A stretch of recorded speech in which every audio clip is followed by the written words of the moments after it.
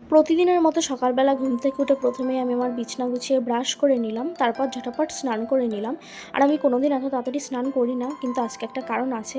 তো স্নান করে আমি ছাদে জামাকাপড় মেলে এসে রেডি হতে বসে পড়লাম। আর আজকে আমার গেট রেডি উইথ মি করার ইচ্ছা ছিল, তো যাই হোক কোনো একটা কারণবশত আমি সেই ভিডিওটা শ্যুট করতে পারিনি। তো প্রথমে একটুখানি ক্রিম লাগিয়ে আমি কনসিলার লাগিয়ে নিলাম, তারপর একটুখানি ব্লাশার ইউজ করলাম, কারণ কি ওটা আমি খুব পছন্দ করি। আর এর মধ্যে মা আবার আমাকে প্রসাদ খাইয়ে দিয়ে গেল। তো যাই হোক এই ছিল আমার আজকে ফুল লুক। তো কেমন লাগছে কমেন্ট করে জানিও। তো তারপর আমরা বেরিয়ে পড়ি। তো মা প্রথমে এসে এখানে প্রসাদ বানিয়ে নিল। আর আমরা এসেছিলাম আজকে কুলপুকুর মায়ের মন্দিরে। তো এখানে পুজোও শেষ হয়ে গেছে। তো এখান থেকে আমি প্রদীপের তাপ নিয়ে নিলাম, তারপর চলে আসলাম প্রসাদ নিতে। তো প্রসাদ খেয়ে দিয়ে আমরা চলে আসি আমার মামা বাড়িতে, কারণ কি কালকে আমার মামার দোকানে হালখাতা ছিল, সেই উপলক্ষে আজকে আমাদের সবার নেমন্তন্ন ছিল। প্রথমে এখান থেকে আমরা ফল মিষ্টি নিয়ে নিলাম।